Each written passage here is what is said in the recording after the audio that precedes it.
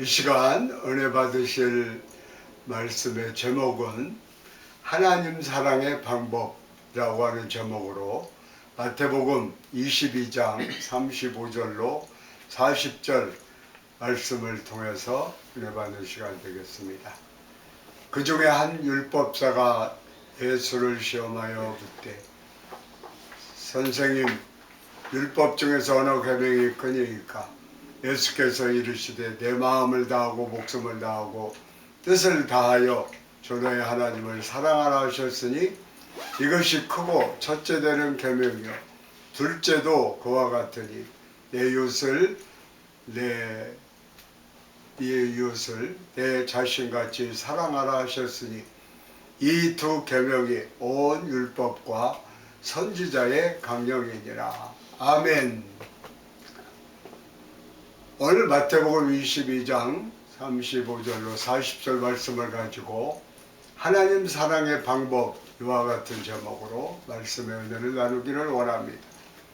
이스라엘 민족이 소수민족으로서 이스라엘 인구 전체가 900만 명밖에 안 되는데 전 세계에 가장 큰 영향을 끼치고 있는 나라 민족입니다. 그런데 이 900만이 전 세계 정치적으로, 경제적으로, 또 교육계, 과학계에 있어서 큰 공헌을 끼치고 있는데, 그 배경에는 그들이 하나님을 섬기는 신앙과 십계명이 있기 때문인 것입니다. 430년 동안 애굽에서 종살이하던 이스라엘 백성이 출애굽에서 가나안으로 가는 중에 시내산에서 하나님께서 모세를 부르고 십계명을 전해주셨습니다. 이때가 주전 1450년 전쯤 되는데, 그때로부터 지금까지 약 3500년 동안 이 십계명은 이스라엘의 종교가 된 유대교의 근본적인 가르침의 종교가 된 유대교의 근본적인 가르침이 된 영적인 정치적인 지침이 되었고 삶의 원리가 되었습니다. 이 십계명의 정신이 이스라엘 민족을 위대한 민족으로 만들어 놓은 것입니다. 2000년 전 예수님 당시에는 이 십계명을 세분화해서 많은 조항을 조화해서 무려 613개의 계명을 지켰습니다. 613이라고 하는 숫자는 십계명의 글자 수를 다 세어보니까 613 숫자가 나오니까 그것을 계명 613개를 만들어서 360의 계명을 하지 말라, 248계명을 하라 해서 613계명을 만든 것입니다. 예수님 당시 랍비들이 모이면 이 613계명 중에 어떤 계명이 가장 크냐 라고 하는 주제로 자주 논쟁을 벌였어요. 어느 날 율법학자 한 사람이 예수님께 다가가서 예수님을 시험하여 물었습니다. 선생님, 율법 중에 어느 계명이 크니까? 이 많은 계명 가운데 어떤 것이 가장 큰 계명입니까? 라고 예수님께 물어봤어요. 첫째로 계명의 근본 정신. 우리는 무엇보다도 먼저 이 계명의 근본 정신이 어디에 있는가를 살펴보아야 하는 것입니다. 모든 계명의 근본 정신은 사랑입니다. 마태복음 22장 37절에 예수께서 이르시되, 내 마음을 다하고 목숨을 다하고 뜻을 다하여 내 하나님을 사랑하라 하셨으니 라고 말씀했습니다. 예수님께서 죄 지은 사람을 벌주고 심판하기 위해서, 사랑하는 법을 가르쳐주기 위해서 계명을 만들어 놓은 것이, 심판하고 또 벌주기 위해서 계명을 만든 것이 아니라 하나님을 사랑하는 법을 가르치기 위해서 이 계명을 만들었어요. 사람들이 만든 법은 사람들을 벌주고 심판하기 위해서 죄를 지으면 붙잡아 감옥에다가 넣으려고 만든 법이지만, 하나님은 우리를 어떻게 하면 하나님을 바르게 사랑하고 하나님 뜻대로 살게 할 것인가 라고 하는 의미에서 이 계명을 만들어 놓은 것입니다. 그런데 성경이 말하고 있는 사랑은 일반적인 우리 인간적인 사랑을 말하고 있는 것이 아니라, 하나님의 사랑은 차별이 없고 조건과 제약이 없는 무제한의 사랑 베푸시는 사랑을 의미해요.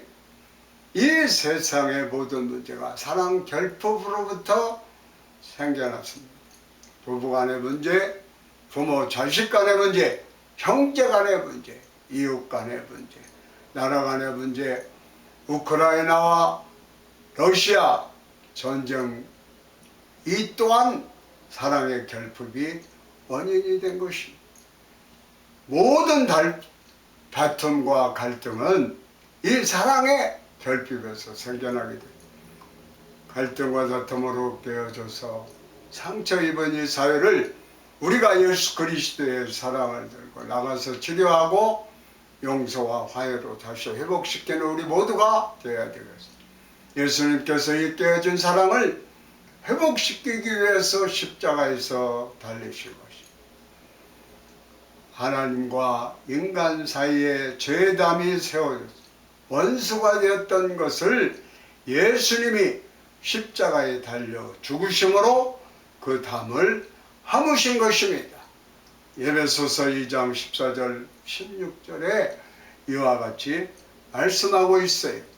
그는 우리의 화평이신지라 둘로 하나를 만드사 원수된 것 곧 중간에 막힌 담을 자기 육체로 하시고 또 십자가로 이 둘을 한 몸으로 하나님과 화목하게 하려 하심이라 라고, 원수된 것을 십자가로 소멸하시고 예수님이 십자가에서 한 손을 펴서 하나님의 손을 붙잡으시고 한 손을 펴서 죄 있는 우리 인간을 붙잡으셔서 하나님과 인간 사이에 죄담을 하시고 원수된 것을 다시 회복시켜서 하나님과 하나님의 자녀의 사랑 관계로 바꿔놨습니다. 이것이 위대한 십자가의 사랑입니다. 예수님의 십자가는 하나님의 사랑과 이웃 사랑의 완성체인 것입니다. 그러므로 우리가 이 세상 살아가는 동안 늘 주님의 십자가 사랑에 감사하며 하나님께 영광 돌리는 삶을 살아가는 우리 모두가 되어야 할 것입니다. 둘째로 사랑의 대상 하나님. 이 사랑의 대상이 바로 우리 하나님이십니다. 사랑의 결핍으로 온 모든 문제를 해결하는 그 방법이 하나님을 사랑하는 데 있습니다. 우리가 하나님을 사랑할 때 하나님의 사랑이 우리 삶 가운데 임하여서 우리 삶의 모든 문제를 해결해 주시는 것입니다. 우리 스스로의 힘으로 우리의 문제를 해결할 수가 없습니다. 하나님의 사랑이 우리에게 임할 때에 하나님의 사랑으로 말미암아 모든 문제를 해결해 나갈 수가 있고, 지킬 것을 지키고 또 그 말씀을 따를 수가 있게 되는 것입니다. 지금도 유대교 회당에서 가정에서 예배 드릴 때 하루 2번씩 쉐마 이스라엘을 고백합니다. 이 쉐마 이스라엘이라고 하는 고백은 신명기 6장 5절의 고백인데, 이스라엘 어린이로 태어나서 제일 먼저 배우는 말이 바로 이 쉐마 이스라엘 아도나이 엘로헤이누 아도나이 에핫, 이걸로 노래를 만들어서 그들이 늘 부릅니다. 쉐마 이스라엘 아도나이 엘로헤이누 아도나이 에핫, 이렇게 부르는 거예요. 그저 아침에도 부르고 낮에도 부르고 모일 때마다 또 절기 때 부릅니다.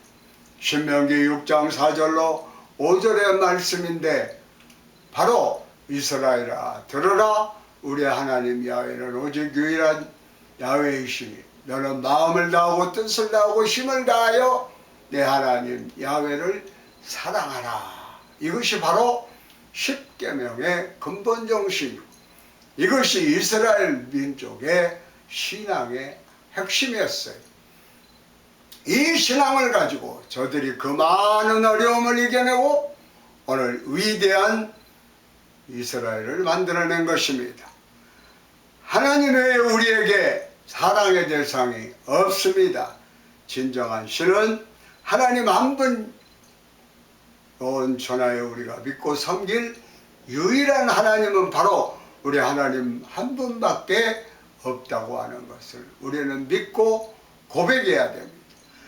그리고 하나님을 뜨겁게 사랑하는 여러분 모두가 되시기를 주님의 이름으로 축원합니다. 셋째로 하나님 사랑의 방법입니다.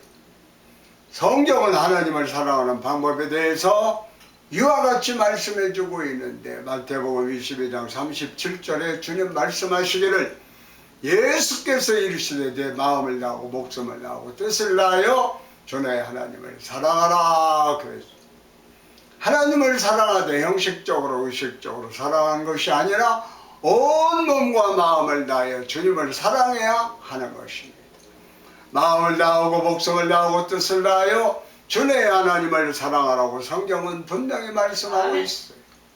하나님의 그 어떤 것보다도 하나님보다 더 사랑하면 안 됩니다. 그래서 십계명 제1계명에 뭐라고 그랬어요? 너는 나 외에 다른 신들을 내게 두지 말라 라고 출애굽기 20장 3절에 말씀하고 있어요. 바로 이것이 주님의 명령인 것입니다. 나 외에 다른 신들을 두지 말라고 분명히 말씀하고 있어요. 일본에 800만 신이 있다고 그래요. 800만 신이 있다고 하는데 보통 한 집에 몇 개씩 다른 종류의 신들을 섬깁니다.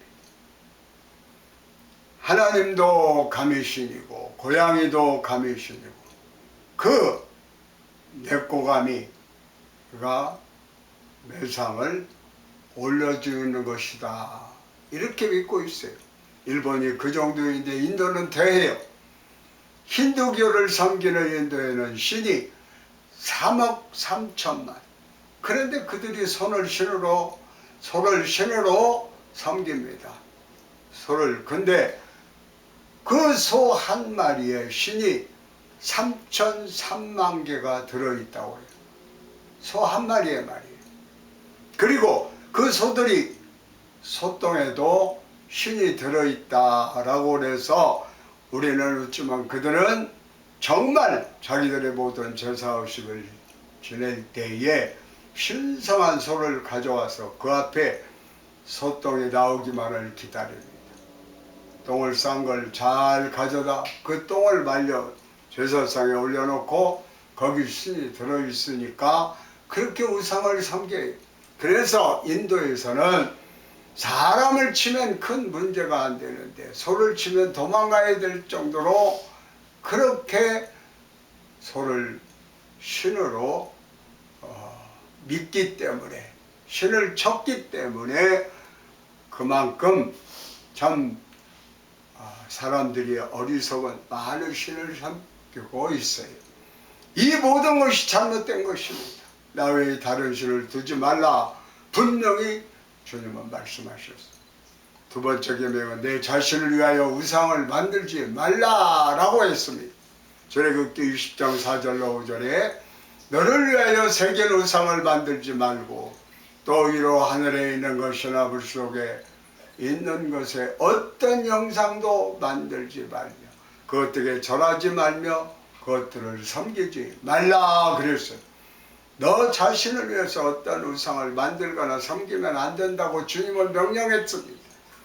우상은 자기 자신을 위한 것입니다. 그래서 자기 자신을 위해서 형상을 만들어 놓고 복 달라고 빕니다. 자기들이 만든 우상이 어떻게 자기들에게 복을 주겠어요? 인도는 코끼리를 그들이 또 신으로 섬겨서 절기 때가 되면 온 길이 흰 코끼리로 뒤덮입니다.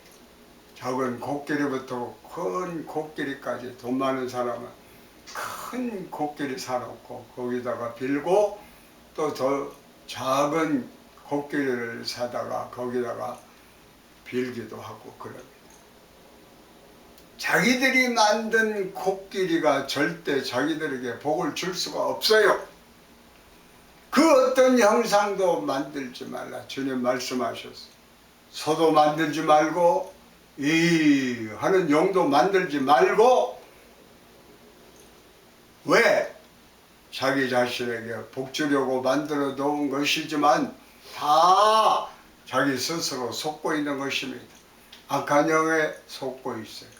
어떤 것도 우리가 우상을 만들어 섬기면 안 되는 것입니다. 나 자신을 위해서 우상을 만드는 것은 스스로 영적으로 타락한 거예요. 요즘 보이지 않는 우상을 많이 섬깁니다. 뭐니 해도 뭐니가 최고예요. 하고 물질을 섬깁니다. 물질 때문에 사람 사이의 원수가 되고 가정이 풍비박산이 되는 경우가 많이 있어요. 또 권력을 섬깁니다. 권력자 주변에 섰다가 권력이 한번 바뀌고 나면 우르르 감옥에 가요. 여러분, 세상에 그 어떤 것을 섬기면 안 됩니다. 우상을 만들어 놓고 섬기면 안 돼요. 어떻게 보면 내 자신이 우상이 될 수가 있어요. 철저하게 회개하고 내 삶에서 모든 우상을 제거해 버려야 됩니다. 세 번째 계명은 하나님의 이름을 함부로 부르지 말라 그랬어요. 하나님의 이름은 곧 하나님의 존재를 의미하는 것이기 때문에 우리가 하나님 아버지 함자를 부를 때에도 무슨 자입니다. 이렇게 하는데 어떻게 하나님의 이름을 함부로 부를 수가 있겠습니까? 출애굽기 20장 7절에 너는 내 하나님 야훼의 이름을 망령되게 부르지 말라. 야훼는 그의 이름을 망령되게 부르는 자를 죄없다 하지 아니하리라 라고 그랬어요. 하나님의 이름을 함부로 부르면 안 됩니다. 그리고 네 번째로는 하나님께서는 안식일을 거룩하게 지키라 라고 명령하고 있습니다. 하나님의 날이기 때문에 주님의 날이기 때문에 안식일을 기억하여 거룩히 지켜야 됩니다. 출애굽기 20장 8절로 11절에 안식일을 기억하여 거룩하게 지키라.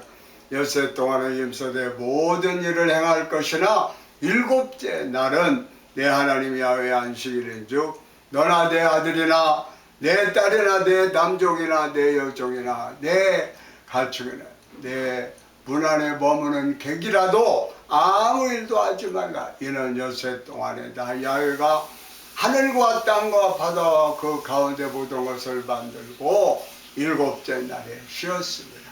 그러므로 나 야훼가 안식일을 복되게 하여 그 날을 거룩하게 하였느니라. 이 안식일은 주일입니다. 주님 앞에 예배드리는 날이. 처음에 선교사님들이 한국에 와서 한국 사람들이 그냥 술을 좋아해요.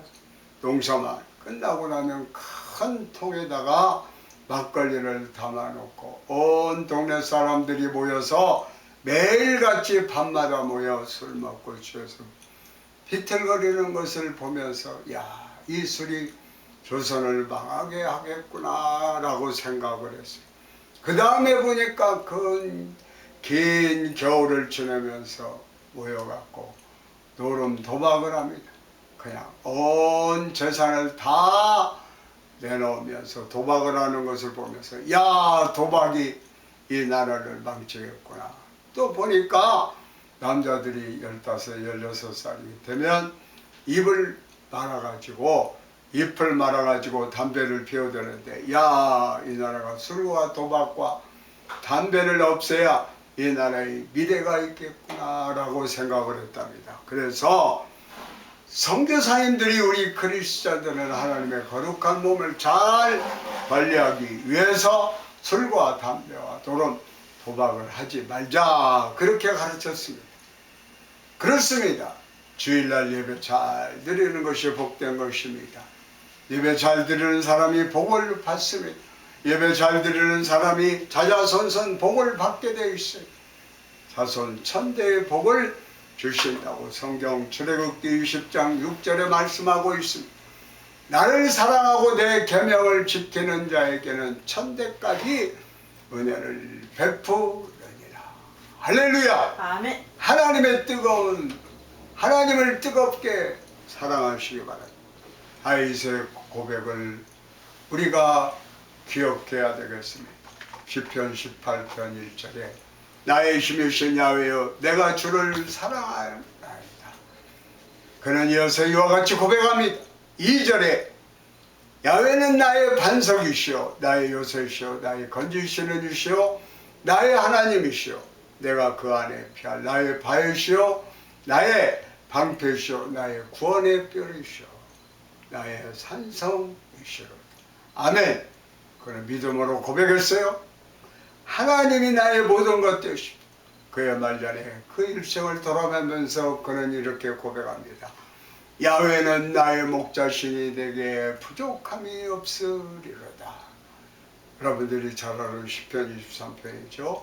주님이 나의 목자가 되셔서 어제도 나를 돌봐주시고 오늘도 나를 돌봐주시고 나의 일생을 돌봐주심으로 내게 부족함이 없다고 하는 것입니다.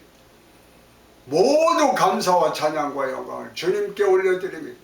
한평생 다윗처럼 하나님을 사랑하고 하나님을 의지하고 주님의 영광을 위해 살아가는 여러분 모두가 되시기를 축원합니다. 하나님이 여러분의 하나님이 되시기만 하면 여러분의 일생은 복된 삶이 되는 것입니다. 절망의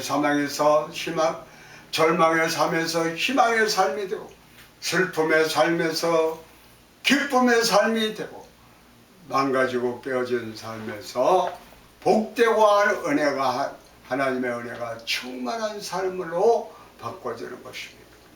앞을 보지 못하는 상태로 태어나 한시각장애인 자매가 예수님 잘 믿는 가정에 들어와서 인생이 변화된 은혜로운 간증이 있습니다.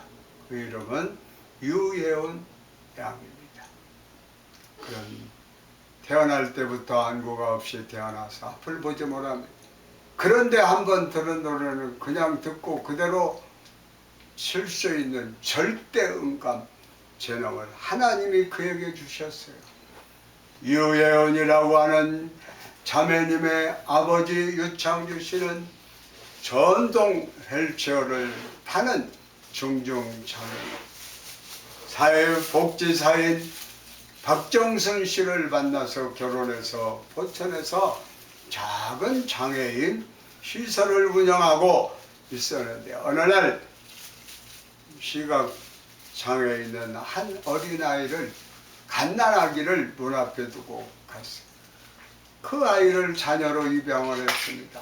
그리고 유예원 이 이름을 줘주는데 이것은 바로 예수님의 은혜라라고 하는 뜻을 가진 이름을 줘서 유예원이라고 했었죠. 그 아이를 기르는데 그 어머니 박정순 씨는 아이를 낳아본 경험도 없고 태교도 해보지 않아서 아이를 어떻게 키워야 할지 막막했지만 늘 기도하면서 낮에는 성경과 동화를 들려주고 저녁에는 찬양을 잠이 들 때는 잔잔한 클래식 음악을 틀어줬습니다. 앞을 보지 못해도 늘 대화하면서 예언이는 소중한 하나님의 딸이고 우리들의 귀한 선물이야 이렇게 늘 긍정적인 메시지를 전해줬어요. 유혜원 자매도 자라서 못해요 아니요가 아니라 내가 할래요 나도 할 수 있어요 라고 말하는 긍정적인 아이로 자라났습니다. 유혜원 자매는 3살 때 어머니가 부른 노래를 듣고 집에 있는 중고 피아노 음을 그대로 쳐서 가정을 깜짝 놀라게 했어요. 집안 형편이 어려웠지만 몇 번 피아노 레슨을 받게 해줬고 동네에서 천재 모차르트로 소문이 나면서 5살 때 2007년도에 SBS 스타킹이라는 프로그램에 출연해서 그 이름이 알려졌어요. 저도 이 프로그램을 본 적이 있습니다. 선천적으로 안구 없이 태어나 악보는 물론 음표도 보지 못했지만은 피아노를 연주할 때마다 수많은 사람에게 큰 감동을 주었던 것이 외연 자매와 부모님의 감동적인 이야기가 다큐멘터리로도 만들어졌어요. 기적의 피아노라고 하는 영화로 만들어 소개도 되었어요.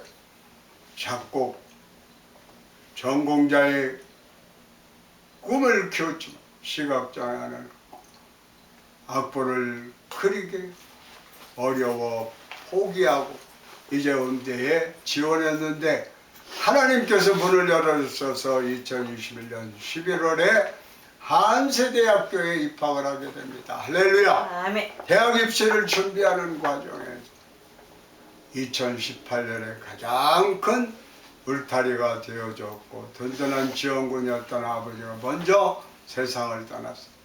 그래서 참 어려운 형편에 대학 준비를 하기도 어려웠지만 이렇게 하나님께서 길을 열어주셔서 한세대학에 들어와서 이제 공부를 하게 됐으니 하나님께서 그 앞길에 큰 은혜와 축복을 내려주실 것을 믿습니다. 아멘. 이와 같이 고백합니다. 앞으로 힘든 이들에게 희망을 주는 연주자가 되고 싶어요. 더 열심히 음악 공부를 해서 사람들을 위로하고 행복을 주는 곡을 만들어 연주하겠습니다. 아무리 어려운 상황 앞에 놓였다고 포기하지 말고 꿈을 향해 달려갔으면 좋겠습니다. 이와 같은 긍정적인 꿈을 꾸는 귀한 자매로 하나님께서 오늘까지 그 삶을 인도해 주셨어요. 하나님을 믿고 의지하기만 하면 기적은 일어나는 것입니다. 하나님의 은혜가 넘쳐나게 되는 또 환경을 바라보지 말고 사람을 바라보지 말고 하나님을 바라보고 하나님을 믿고 의지하고 하나님을 끝까지 사랑하며 하나님의 영광을 위하시는 여러분 모두가 되시기를 바랍니다. 아멘. 하나님께서 여러분의 일생을 정말로 아름다운 축복의 일생으로 예비해 놓으셨습니다. 절대로 낙심하지 말고 포기하지 말고 상처 가운데 주저앉지 말고 주님 꼭 붙잡고 믿음으로 또 전진해 나가시는 여러분 모두가 되시기를 축원합니다. 아멘. 우리가 믿음을 가지고 찬송가 447장 오 신실한 주 찬양하며 고백하는 시간을 갖겠습니다.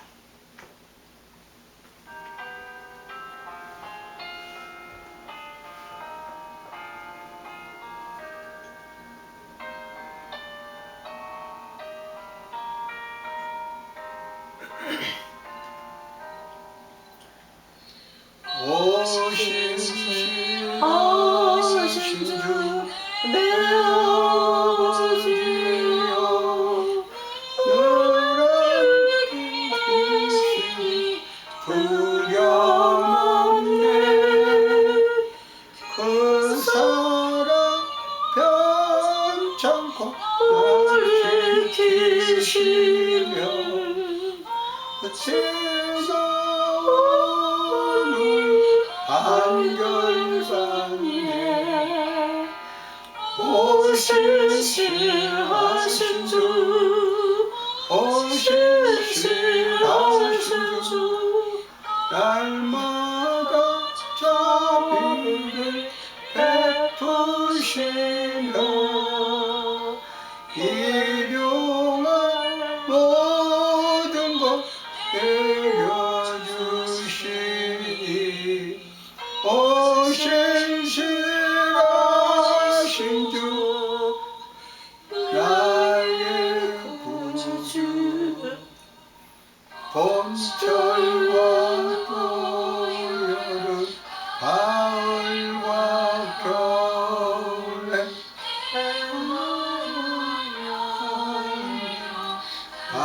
주의 복 만물의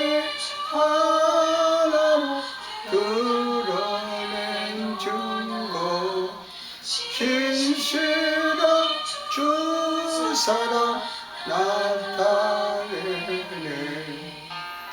오 신실하신 주, 오 신실하신 주, 날마다 자비를 베푸시며 일용할 모든 것 내려주시니 오 신실하신 주 나의 구주.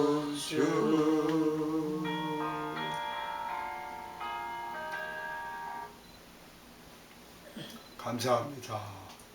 그리스도로.